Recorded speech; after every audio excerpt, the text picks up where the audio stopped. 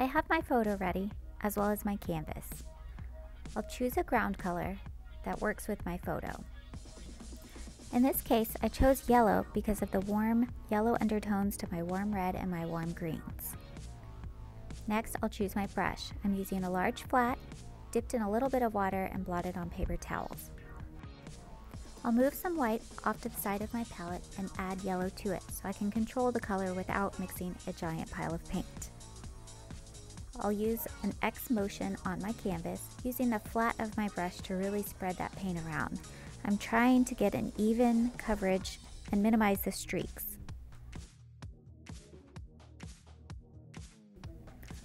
Using a ground color builds unity in our color palette and also gives us depth to our object. It's okay to remix your color as you go. It's okay if the color is not completely even all over. You just want an even coat on your painting.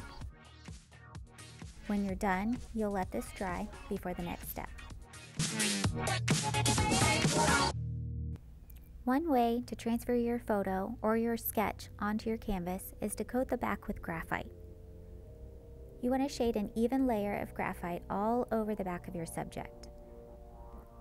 I want to flip every now and then and make sure I'm covering every part of my object.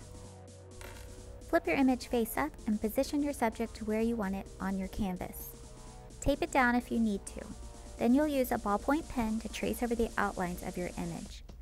I traced some of the shapes inside of my T-Rex as well, but I grouped the tiny shapes into bigger areas so they'd be easier to paint. I'm making a map of where to paint my pink, yellow, dark green, and light green. Take the time to give yourself enough information to do a good job on the painting, but don't get overwhelmed by the little details.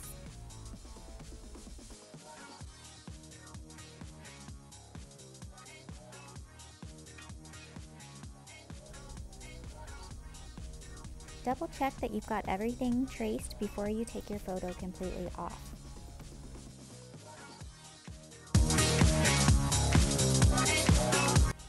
Let's look at colors and brushes for the underpainting. I have a warm red, a cool yellow, and a warm green, as well as white to start out.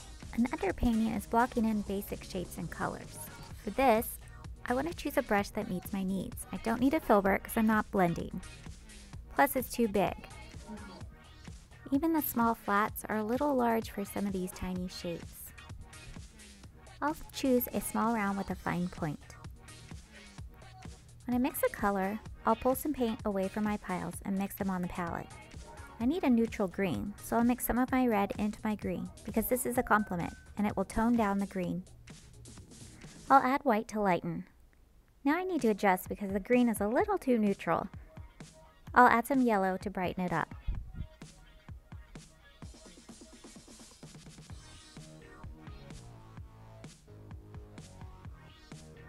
When I find a color I like, I'll twist my brush so that I get paint just on the very tip. You could also wash your brush and dry it and then get paint on the very point of the brush.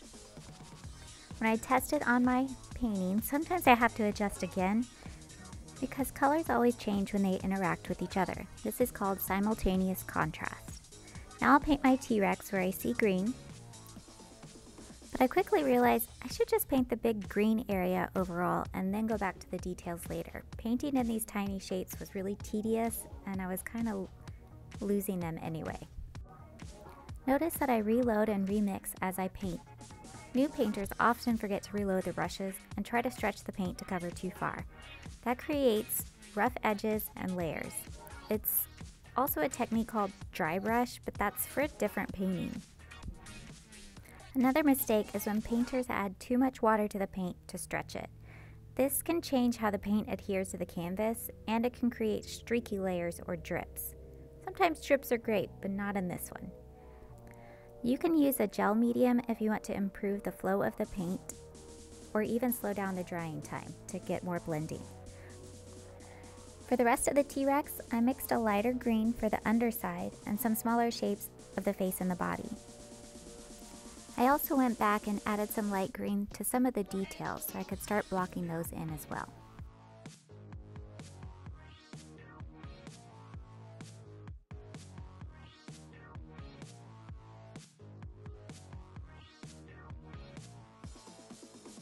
Then I mixed a coral pink using red, yellow, white, and a touch of green. I left the yellow peeking through for the yellow shapes. Notice I'm still only using the very point of my brush. I don't put a lot of paint on. I can always get more, but it's easier to control if you just have a tiny bit of paint on the point.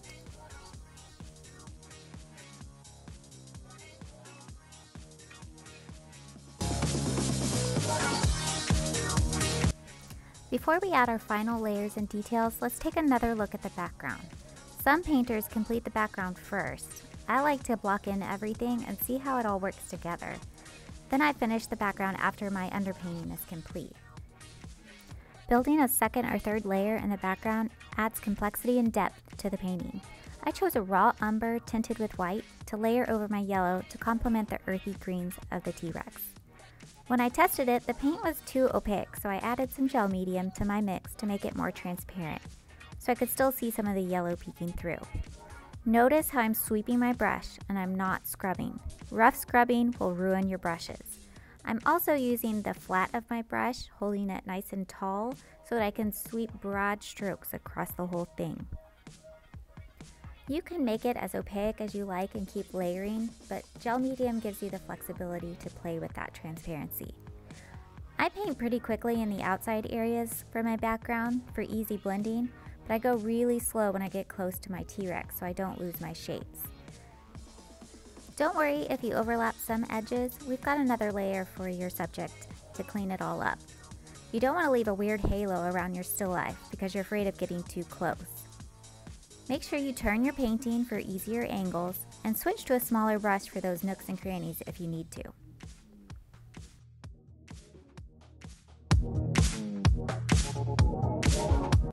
My final layers are where I clean up my edges, fix my shapes, and add more details, as well as adjust my colors. Yes, we're painting over our object again. Here, I'm going over my underpainting with some of the same colors, but I'm adding lighter and darker greens where I see them, like in the arms, legs, and feet. My painting's not exact, as I'm still simplifying a lot of the tiny shapes and consolidating them into bigger shapes, but the overall effect of the T-Rex is still there. Make sure you have a good range of values, so you have those dark darks all the way to your bright highlights. That's what will really make your painting pop off the page. This is also a time where if you want to do blended layers and you don't want quite the posterized look, you can blend right over your underpainting, and it gives you some history and a foundation to really build on top of, rather than trying to blend on top of a white canvas.